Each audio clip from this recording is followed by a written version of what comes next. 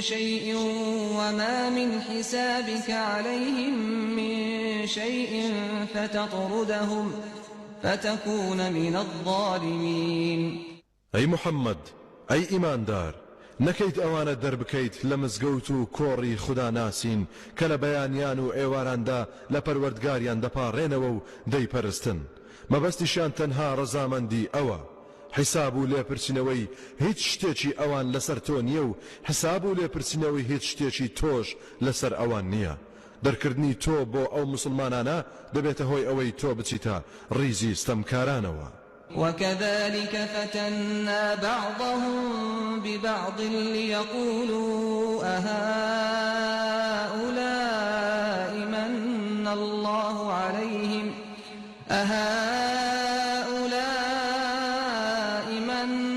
الله عليهم من بيننا أليس الله بأعلم بالشاكرين. ئێمە هەر بەو شێوەیە هەندێکیان بە هەندێکیان تاقی دەکەینەوە کێشە بۆ یەکتر دروست دەکەن دەبنە بەڵا بۆ یەکتر یاخود هەندێک هەژار دەکەین و هەندێک دەوڵەمەند تا بێ بڕوایان بڵێن ئایا ئەوانە خوددا ڕێزی لە ناون لە ناوماندا ئەو هەژار و داماوانە کەی شایستەی ئەوەن خوددا هەڵیان بژێرێت و هیدایەتیان بدات ئایا خوددا زانا نییە بە سوپاس گوزاران؟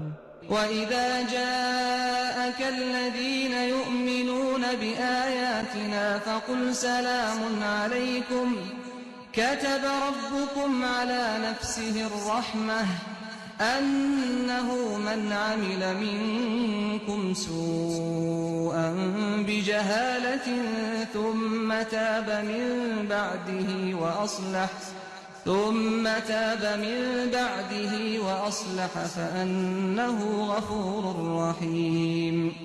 كاتێک ئەو کەسانە هاتن بۆلات کە ئیمان بە ئایەت و فەرمانەکانی ئێمە دەهێنن تۆ ئەی محەممەد ئەی ئیماندار بڵێ سڵاوتان لێبێت ئەم مژدەیەشمان بدەرێ کە پەروەردگارتان فەرزی کردووە لەسەر خۆی کە لە ئاقاری ئێوەدا بە ڕەحم و میهرەبان و دلۆڤان بێت. ئەگەر کەسێکتان بەنەفامی بەنەزانی گوناهێکی کرد و لەوە دوا تەوبەی کرد و پەشیمان بۆەوە پاش ئەنجامدانی خراپەکە و چاکسازیشی کرد ئەوە با دڵنیا بێت کە پەروەردگار زۆر لێخۆش بوو میهرەبانە. وكذلك نفصل الآيات ولتستبين سبيل المجرمين. هەر بەو شێوەیە کە باسکرا بە درێژی بەڵگە و نیشانەکان ڕوون دەکەینەوە تا بە جوانی و ئاشکرا حەق ڕوون ببێتەوە و ڕێبازی تاوانبار و خوددا نەناسان دەربکەوێت و بناسرێت.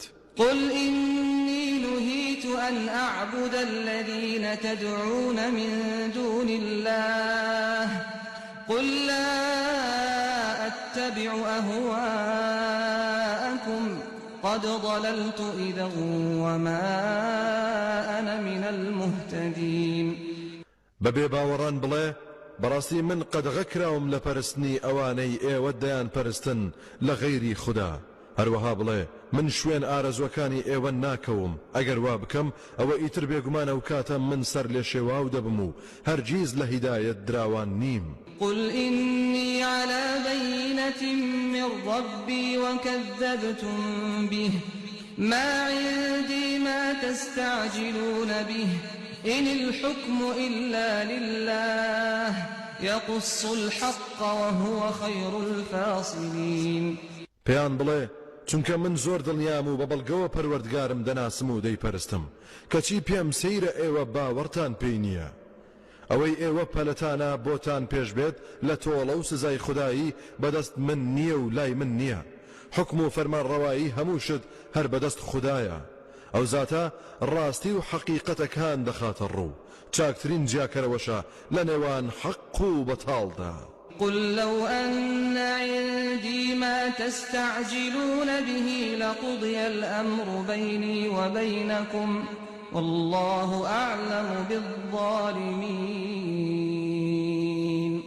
پێیان بڵێ ئەگەر بەڕاستی ئەوەی ئێوە پەلەتانە لە پێشهاتنی سزای خودایی لای من بوایە و بەدەست من بوایە ئەو کاتە هەموو شت لە نێوانماندا کۆتایی دەهات ئێوە لەناو دەچوون خودداش هەمیشە زانایە بەستەمکاران.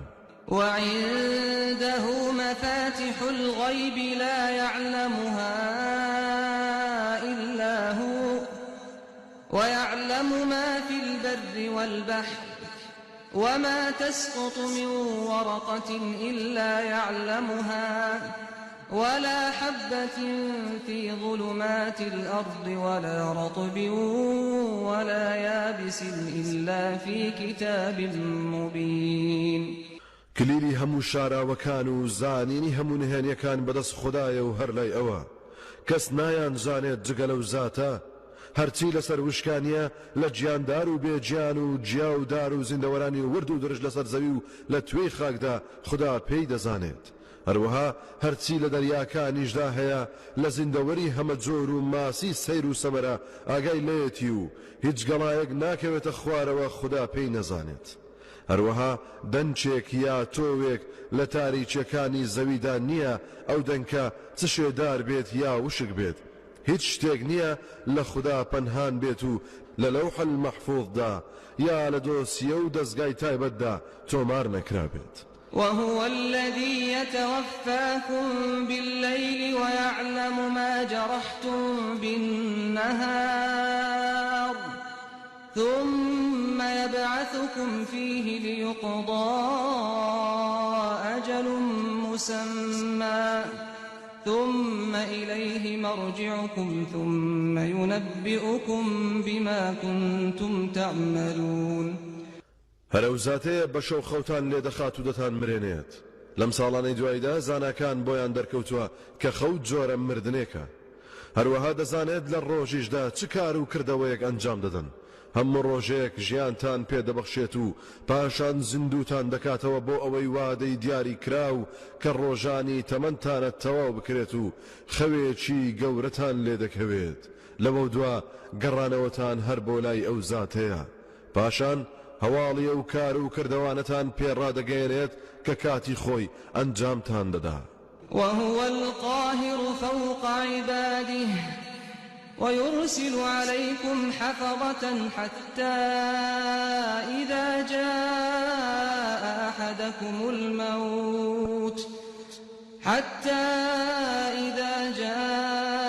أحدكم الموت توفته رسلنا وهم لا يفرطون. ئەو زاتە دەسەڵاتداری بێسنوورە بەسەر بەندەکانیدا چەندەها فریشتەی چاودێر و تۆمارکەر دەنێرێت بۆ سەرتان هەتا ئەو کاتەی مەرگ دێت و یەخە بە کەسێکتان دەگرێت.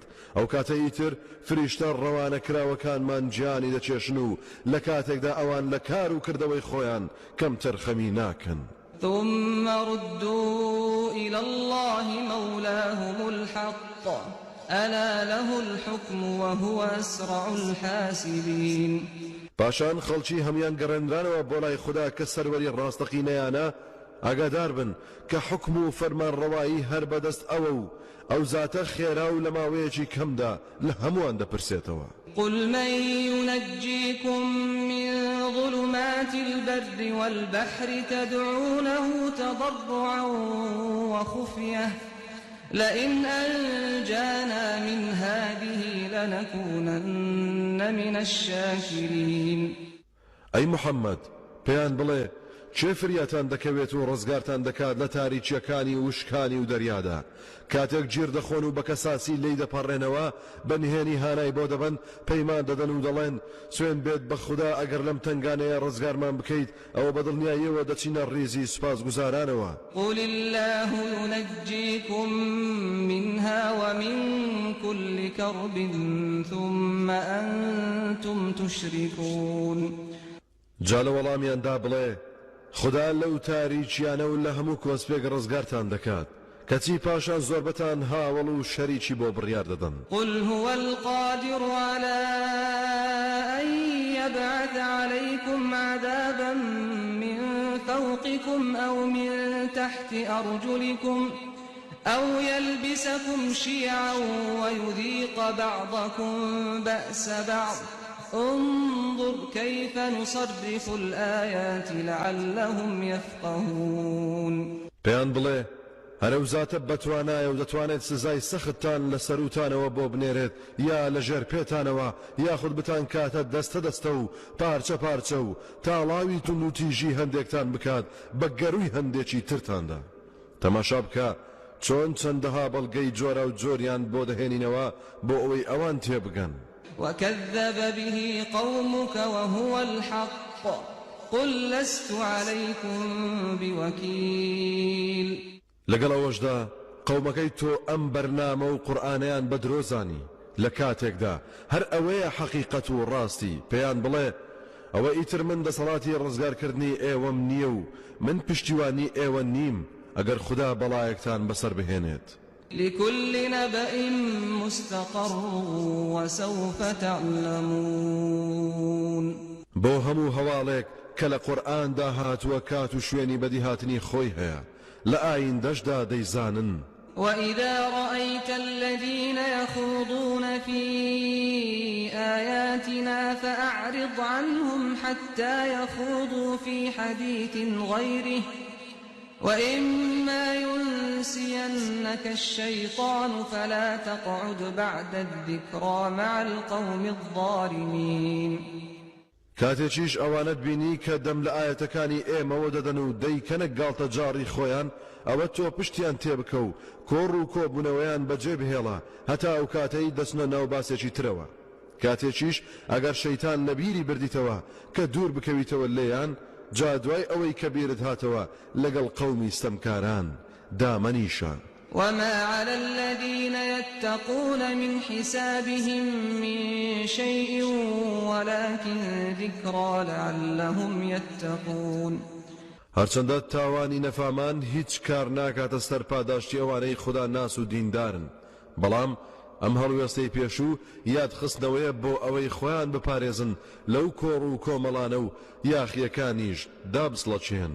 وذر الذين اتخذوا دينهم لعبا ولهوا وغرتهم الحياة الدنيا وذكر به أن تبسل نفس بما كسبت ليس لها من دون الله ولي ولا شفيع وإن تعدل كل عدل لا يؤخذ منها أولئك الذين أبسلوا بما كسبوا لهم شراب من حميم وعذاب أليم بما كانوا يكفرون. أي محمد أي إيمان دار واز لەوانە بهێنە کە ئاینی خۆیان کردووە بە گاڵتە و گاڵتە جاڕ و ژیانی دنیا فریوی داون و سەر لێ شێواوی کردوون. یادیان بهێنەرەوە بە قورئان تا کەستیان نەچێت بەهۆی کار و کردەوەی نالەباریەوە. ئەو کاتە جگەل لە خوددا کەس نەبێت پشتیوانی بێت، کەسیش نەبێت تکاکاری بێت، چونکە کابرای خوددا نەناس هەرچیەکی ببێت و بێوێت بیکاتە بارم تۆ فیدیەی خۆی لێی وەرناگیرێت. ئەوانە کەسانێکن کە گرفتار بوون و تیاچوون بەدەستکار و کردەوەی نالەباری خۆیانەوە. بۆ ئەوانە خواردنەوە و ئاوی لە کوڵ و سزای بە ئێش ئامادەیە بەهۆی بێباوەڕبوونیانەوە.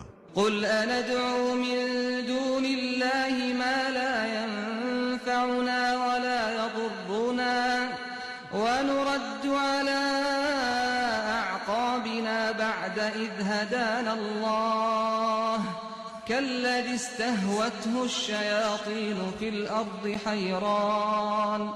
حيران له أصحاب يدعونه إلى الهدى ائتنا قل إن هدى الله هو الهدى وأمرنا لنسلم لرب العالمين. پێیان بڵێ ئایا ڕەوایە پەرستن و هانا و هاوار بۆ کەسێک یا بۆ شتێک بەرین کە نەدەتوانێت قازانجمان پێ بگەێنێت نەزیان؟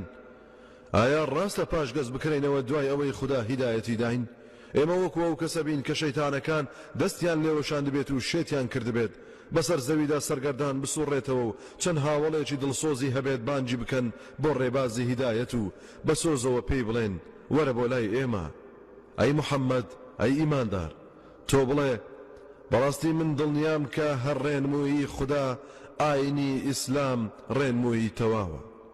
ئێمە فەرمانمان پێدراوە کە تەسلیم و فەرمانبەرداری پەروەردگاری جیهانیان ببین بە قسەی شەیتانەکان نەکەین. وأن أقيموا الصلاة واتقوه وهو الذي إليه تحشرون. هەروەها فەرمانمان پێدراوە نوێژ و دروشمەکانی بە چاچی ئەنجام بدەن و لە خەشم و قینی خوددا خۆتان بپارێزن. ئەو پەروەردگارە ئەوەیە کە هەر بۆ لای ئەو کۆ دەکرێنەوە.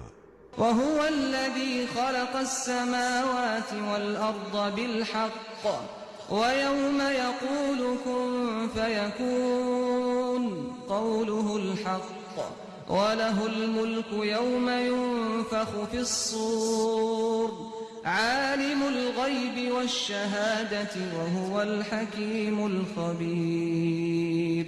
هەرەوزاتە ئاسمانەکان و زەوی لەسەر بنچینە و بناغی حەق و ڕاستی دروست کردووە. هەر ڕۆژێک هەر کاتێک فەرمان بەنەمان و لە ناوچوونی بدات بێ دواکەوتن پێش دێت. فەرمان و گفتاری ئەو زاتە هەمیشە ڕاست و بەجێیە و ئەنجام دراوە. لەو ڕۆژەی فوو دەکرێت بە سووردا دەسەڵات تەنها بۆ خوددایە. هەر ئەو زانای نهێنی و ئاشکرایە، هەر ئەویش خودایەشی دانا و ئاگایە بە هەموو بەدیهێنراوەکانی. وإذ قال إبراهيم لأبيه آزر أتتخذ أصناما آلهة إني أراك وقومك في ضلال مبين. بەسەرهاتی سەدەکانی ڕابردوو بێنەوە یادیان کاتێک ئیبراهیم بە ئازەری باوکی وت ئایا ڕاستە چەند بتێک بکەیتە خوددا؟ بەڕاستی من دەبینم تۆش و قەومەکەشت لەناو گومڕایەکی ئاشکرادان. وكذلك نري إبراهيم ملكوت السماوات والأرض وليكون من الموقنين. بەو شێوەیەش دەسەڵاتی تۆکمەمان لە ئاسمانەکان و زەویدا نیشانی ئیبراهیم دەدەین بۆ ئەوەی بەڵگە بەدەست بێت و لە ڕیزی دڵنیاکاندا بێت.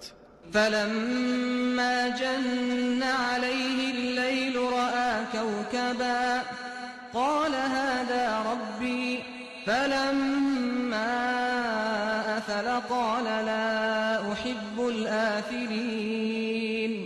اینجا کاتێک شەو باڵی کێشا بەسەر ئیبراهیمدا ئەستێرەیەکی گەشی گەورەی بینی بۆیە وتی ئاگادار بن وادا بنین ئەمە پەروەردگارمە. کاتێک ئەستێرەکەی لێ ئاوا بووتی من شتی لە بەرچاون بووم خۆش ناوێت و نایپەرستم. فلما رأى القمر بازغا قال هذا ربي فلما أفل قال لئن لم يهدني ربي لأكونن من القوم الضالين. اینجا کاتێک مانجی بینی هەڵهات وتی ئاگادار بن وادا بنین ئەمەیان پەروەردگارمە. کاتێک ئەویش ئاوا بووتی سوێن بێت بە خوددا ئەگەر پەروەردگارم هیدایەتی نەدامایە ئەوە بێگومان لە ڕیزی دەستەی گومڕاکاندا دەبووم. فلما رأى الشمس بازغة قال هذا ربي هذا أكبر فلما أفلت قال يا قوم إني بريء مما تشركون. اینجا کاتێک خۆری بینی هەڵهات وتی ئاگادار بن وادا بنین ئەمەیان پەروەردگارمە ئەمە گەورەتریشە. کاتێک ئەویش ئاوا بووتی ئەی خەڵچینە ئەی خزمینە بەڕاستی من بەریم لەو شتانەی ئێوە کردوتانە بە هاوڵ و شەریک بۆ پەروەردگار. إني وجهت وجهي للذي فطر السماوات والأرض حنيفا وما أنا من المشركين. بەڕاستی من ڕووی خۆم و دڵم لە پەرستندا کردۆتە ئەو زاتەی ئاسمانەکان و زەوی فراهەم هێناوە. لە کاتێکدا ڕووم لە هیچ شتێکی تر ناکەم. بە دڵارامی تەواویشەوە دەڵێم کە هەرگیز من لە ڕێزی مشریک و هاوڵگەراندا نیم. وحاجه قومه قال أتحاجوني في الله وقد هدان ولا أخاف ما تشركون به إلا أن يشاء ربي شيئا وسع ربي كل شيء علما أفلا تتذكرون. کەچی قەومەنا لەبارەکەشی کەوتنە مجادلە و دەمەدەمێت دژی لە وەڵامیاندا ئیبراهیم وتی ئایا ئێوە دەربارەی خودای تاک و تەنها لەگەڵ مندا دەمەدەمێ و مجادلە دەکەن؟ لە کاتێکدا ئەو بەڕاستی هیدایەتی داوم و ڕێبازی ڕاستی نیشان داوم و ناشترسم لەو شتانەی کە ئێوە دەیکەن بە شەریکی خوددا. چونکە ناتوانن زیانێکم پێ بگەێنن مەگەر ویستی پەروەردگارمی لەسەر بێت و بیەوێت شتێکم بەسەردا بهێنێت. پەروەردگارم بە زانست و زانیاری هەموو شتێکی گرتۆتەوە. ئایا ئەوە بیر ناکەنەوە و یاداوەری وەرناگرن؟ وكيف أخاف ما أشركتم ولا تخافون أنكم أشركتم بالله ما لم ينزل به عليكم سلطانا فأي الفريقين أحق بالأمن إن كنتم تعلمون. من چۆن لەو شتانە دەترسم کە ئێوە لە جیاتی خوددادایان پەرستن و چۆن ئێوە ناترسن لەوەی کە شەریک و هاوڵتان بۆ خوددا بڕیارداوە بەبێ هیچ بەڵگەیەک کە خوددا ناردبێتی بۆتان. جاکەواتە کام دەستە شایستەی ئەوەیە بێترس و بیم بێت و بە ئاسوودەیی بژی؟ ئەگەر ئێوە دەزانن ئەوە پێم بڵێن. الذين آمنوا ولم يلبسوا إيمانهم بظلم أولئك لهم الأمن وهم مهتدون. ئەوانەی ئیمان و باوەڕیان هێناوە و ستەم و هاوڵگەریان تێکەڵ بە ئیمانەکەیان نەکردووە ئاسوودەی و هێمنی هەر بۆ ئەوانەیە هەر ئەوانەش ڕێنمایی کراون. وتلك حجتنا آتيناها إبراهيم على قومه نرفع درجات من نشاء إن ربك حكيم عليم. ئەو توێژ و لێکۆڵینەوانە بەڵگە و نیشانەی ئێمە بوو کاتێک بەخشیمانن بە ئیبراهیم لەسەر گەلەکەی و زاڵ بوو بەسەریاندا. قسە و بیر و باوەڕی بەسەر قەومەکەیدا سەرکەوت. جا هەر کەسێک بمانەوێت و خۆشی شایستە بێت چەندەها پلەپایەی بەرز دەکەینەوە. بەڕاستی پەروەردگاری تۆ دانا و کار بەجێ و زانایە بە هەموو شتێک. ووهبنا له إسحاق ويعقوب كلا هدينا ونوحا هدينا من قبل ومن ذريته داود وسليمان وأيوب ويوسف وموسى وهارون وكذلك نجزي المحسنين. لەوە دوا ئیسحاق و یعقوبمان پێبەخشی هەر یەک لەوانمان ڕێنمویی کرد. پێشتریش نۆحمان ڕێنمویی کردبوو لەنەوەکانی تری ئیبراهیم، داود و سلەیمان و ئەیوب و یوسف و موسا و هارون هاتنە دنیاوە بوونە ڕابەر و چاوساغ بۆ خەڵکی. ئابوو شێوەیە پاداشتی چاکە خوازان دەدەینەوە، نەوەی چاک و پاک و خوددا ناسیان پێدەبەخشین. وزكريا ويحيى وعيسى وإلياس كل من الصالحين. هەروەها زەکەریا و یەحیا و عیسا و ئیلیاس هەر هەمویان لە پاک و چاکان بوون. وإسماعيل واليسع ويونس ولوطا وكلا فضلنا على العالمين. ئیسماعیل و یەسع و یونس و لوتیش لە هیدایەت درا و پێغەمبەران بوون.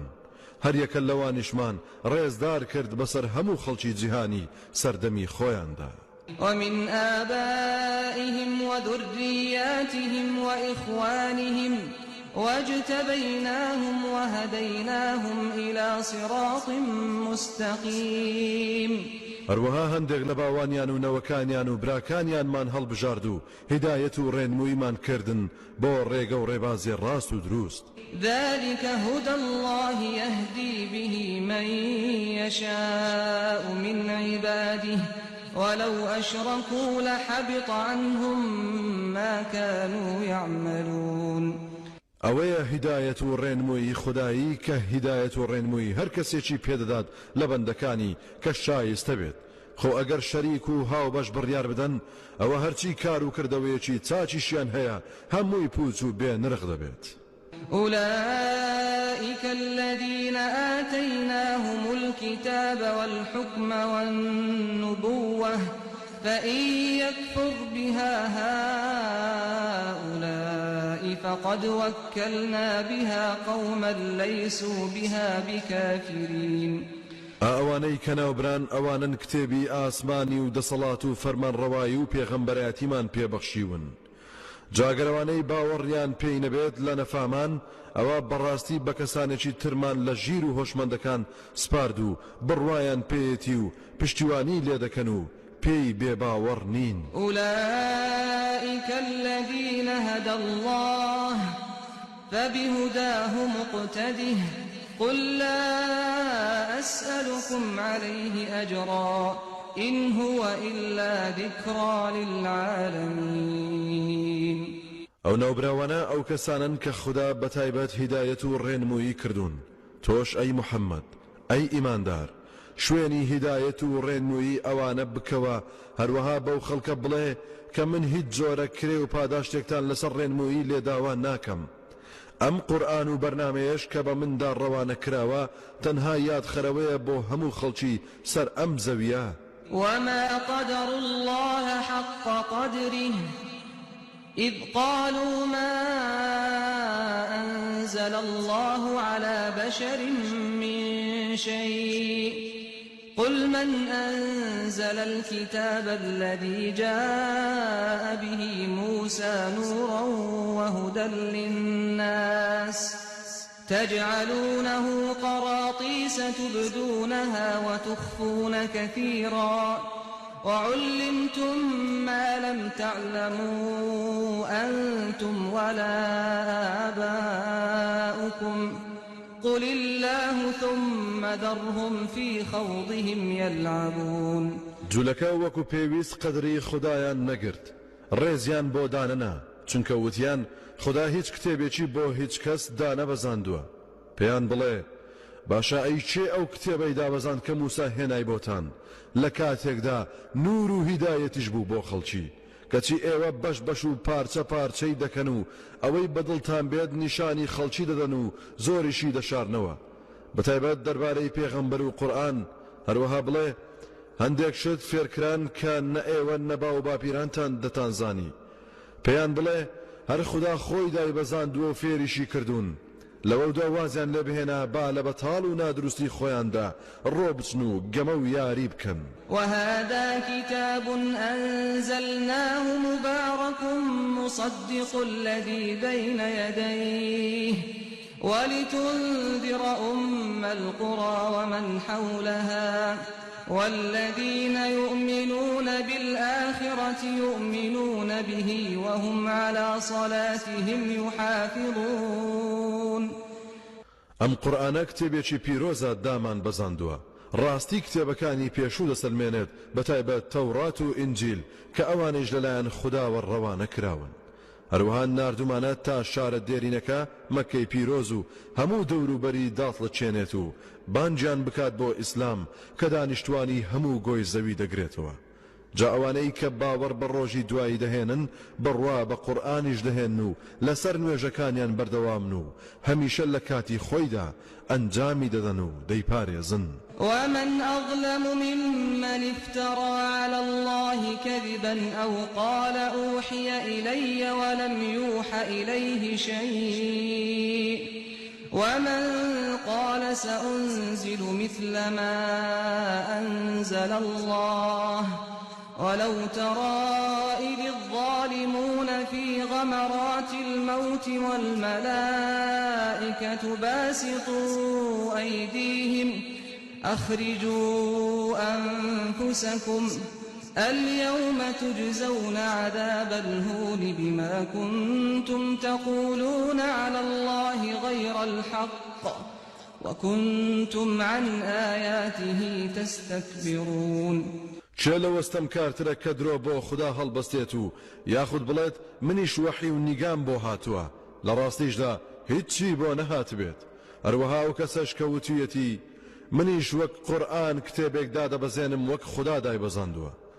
خۆ ئەگەر ئەوستەم کارانە ببینی چۆن لە ئێش و ئازاری سەرم مەرگدا گیرێکیان خواردووە فریشتەکانیش دەستیان لێ دەکەنەوە و لێیان دەدەن و پێیان دەڵێن ئادەی گیانتان بدەن بەدەستەوە دەی ڕۆحتان دەرکەن ئەمڕۆ لە تۆڵەی خوددا نەناسیتاندا سزا و ئەشکەنجەی ڕیسوایی و شەرمەزاری دەدرێن چونکە شتی ناحەقتان بەدەم خودداوە هەڵبەست و خۆتان بە گەورە دەزانی لە بەرامبەر ئایەت و فەرمانەکانی خوددا و لوت بەرزیتان نەیدەهێشت باوەڕی پێ بهێنن.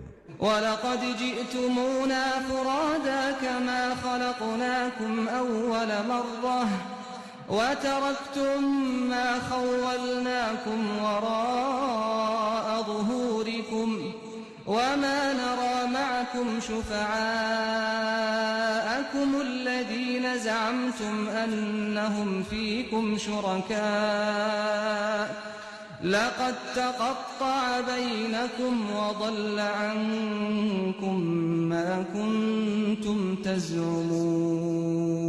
لروجي قيامت دا خداي قبر الروب خدا ناسان دفرميت سوين بخدا بيگومان ايوه بتنهاو تاك تاك هاتونة اللامان هر وكو يكهم جار درست من كردنو هر چی پیمان بخشی بونو بکارتان دهینا بجتان هشتو لدوائی خوتانوو ناش بینین لگلتان او کسو شتانی که ایودتان ود تکاکارن بومانو فریامان دکون سوين بخدا براستی هرچی پیوندیک هبو لنوانتان دا پسراوو هرچی امیدتان پی هبو لافتان پیول لیددا لیتان ونبو. إن الله فالق الحب والنوى يخرج الحي من الميت ومخرج الميت من الحي ذلكم الله فأنا تؤفكون. براستي خدا لتكري دنكو دانوي بو اوي بپشكوينيتو برويت زندوش لمردو دردهينيت درهينري مردوش لزندو اوي خداي پروردگارتان جايتر بو شوي لا ددرينو بو شوي ويل دكرين.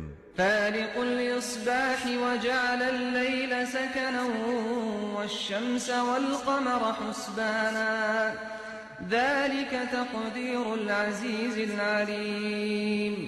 هەرەوزات هەیە بەیانیان فراهەم دەهێنێت و ئاسۆ ڕووناک دەکاتەوە و شەوی کردووە بەهۆی ئارامی و خامۆشی ڕۆژ و مانجیشی کردووە بەهۆی ڕاگرتنی حیساب ئەو شتانە هەمووی بەنەخشەی خودای باڵا دەست و زانا چێشراوە. وهو الذي جعل لكم النجوم لتهتدوا بها في ظلمات البر والبحر قد فصلنا الآيات لقوم يعلمون. هەرەوزاتە ئەستێرەی بۆ فراهەم هێناون تا ببێتە هۆی ڕێنموویتان لەناو تاریچیەکانی سەر و کاری وشکانی و دەریاکاندا. بەڕاستی ئێمە نیشانە و بەڵگەی زۆرمان لەسەر دەسەڵاتی خۆمان و ڕێک و پێچی کارمان ڕوون کردوتەوە بۆ کەسانێک کە پێی بزانن و لێی تێبگەن. وهو الذي أنشأكم من نفس واحدة فمستقر ومستودع قد فصلنا الآيات لقوم يفقهون. هەرەوزاتە ئێوەی بەدیهێناوە لە تاکە کەسێک سەردەمێک بەشێکتانی لە پشتی باوکتاندا نیشتەجێ کردبوو کە گوێزرانەوە بۆ ناوسکی دایکتان ئەو شوێنە ئێوەی گرتە خۆ تا تیایدا نەشونما بکەن یاخود بۆ ماوەیەک ئێوەی لەسەر ڕووکاری زەویدانا دوایی لە توێیدا شاردنیەوە تا ڕۆژی قیامەت. بەڕاستی ئێمە نیشانە و بەڵگەی زۆرمان لەسەر دروستکردنی ئێوە و دروستکاری خۆمان هێناوەتەوە بۆ کەسانێک کە تێفکردن و وردبین بن. وهو الذي أنزل من السماء ماء فأخرجنا به نبات كل شيء فأخرجنا منه خضرا نخرج منه حبا متراكبا ومن النخل من طلعها قنوان دانية وجنات من أعناب والزيتون والرمان مشتبها وغير متشابه انظروا إلى ثمره إذا أثمر وينعه إن في ذلكم لآيات لقوم يؤمنون. ئەو خدایە زاتێکە کە لە ئاسمانەوە باران دەبارێنێت دەفەرمێت جا بەهۆی بە چرۆ و چەکەرەی هەموو شتێکی پێدەردەهێنین و شینی دەکەین. اینجا لاسچی سەوزی لێ پەیدا دەکەین زنجێرە دانەی سەفتەکراوی لێ دروست دەکەین وەک گوڵە گەنم و چەڵتوک و گەرمەشامی لەدار خوڕماش لە هەندێ لق و چڵەپۆپی هێش و خوڕما شۆڕ دەبێتەوە. هەروەها باخی هەمە جۆری ڕەز و ترێ زەیتون و هەناریش هەیانەن لە ڕواڵەتدا لە یەک دەچێت هەشیانەن لە یەک ناچێت جا تەماشای بەرەکەی بکەن کاتێک بەردەگرێت پێدەگات سەرەتا هەندێکی گوڵە و دوایی خۆی هەڵدەپێچێت ڕنگ و قەبارەیەک دەگرێتە خۆی دوای چەند مانجێک قەبارەشی گەورەتر دەبێت ڕەنجیشی دەگۆڕێت ئەوسا پێدەگات و تام و بۆنی سروشتی خۆی بۆ دروست دەبێت بەڕاستی ئا لەو شتانەدا کە ئاماژەی تێدا کرا بۆتان چەندەها بەڵگە و نیشانەی تەواون بۆ کەسانێک کە ئیمان و باوەڕیان دەهێنن بەو بەدیهێنەرەی کە ئاسەواری دەستی قودرەت و بەدەسەڵاتی لە هەموو شتێکدا بەدی دەکرێت وجعلوا لله شركاء الجن وخلقهم وخرقوا له بنين وبنات بغير علم سبحانه وتعالى عما يصفون لەگەڵەو هەموو نیشانەی دەسەڵات داریەدا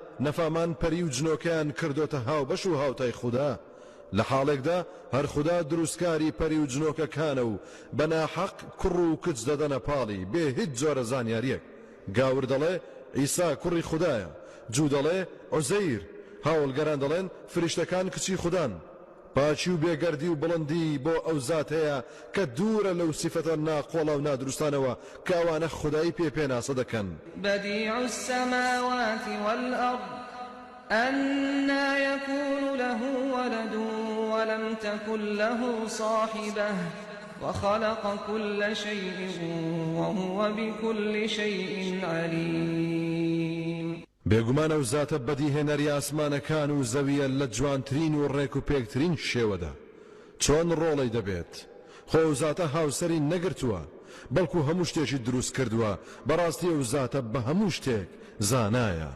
ذلكم الله ربكم لا إله إلا هو خالق كل شيء فاعبدوه وهو على كل شيء وكيل ئەو خودایە پەروەردگارتانە جگەلەویش هیچ خودایەکی تر نییە بەدیهێنەری هەموو شتێکە کەواتە هەرە و زاتە بپەرسن و بەندایەتی تەنها ئەو بکەن ئەو خودایە ئاگادار و چاودێری هەموو شتێکە لا تدركه الأبصار وهو يدرك الأبصار وهو اللطيف الخبير دەستگای بینایی و بۆ چوونی ئادەمی زاد ناتوانێت ئەو زاتە ببینێت زانیاری ئەو خودایە هەموو شتێکی گرتوتەوە ئاگاداریشە بە هەموو دەستگاکانی بینایی هەر ئەوە وردبین و ئاگایە قد جاءكم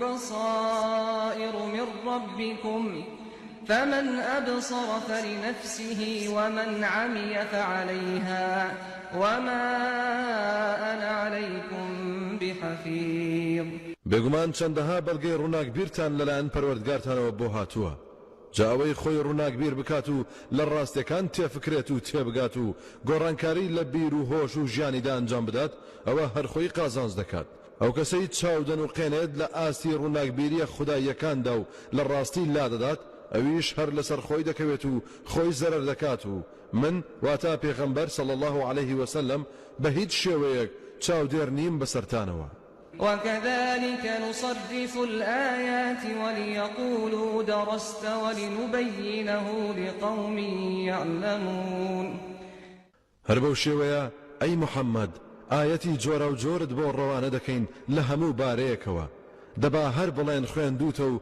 بە دەرز پێت وتراوە ئێمە دەمانەوێت بەڕاستی ڕوونی بکەینەوە بۆ کەسانێک کە بزانن و تێبگەن اتبع ما أوحي إليك من ربك لا إله إلا هو وأعرض عن المشركين تۆ ئەی محەممەد شوێنی ئەو بەرنامەیە بکەوە کە لەلایەن پەروەردگارتەوە بەنیگا و وەحی پێت ڕاگەێنراوە جگەلەو هیچ خودایەکی تر نییە گوێمە دەرێ و پشت هەڵکە لە مشریک و هاوڵگەران ولو شاء الله ما أشركوا وما جعلناك عليهم حفيظا وما أنت عليهم بوكيل خۆ ئەگەر پەروەردگارت بیویستایە و شایستە بوونایە هیدایەتی دەدان هاوڵگەر نەدەبوون خۆ ئێمە تۆمان نەکردوتە چاودێری بەسەر ئەوانەوە و تۆ دەسەڵاتت بەسەریاندا نییە تا بە زۆر هیدایەتیان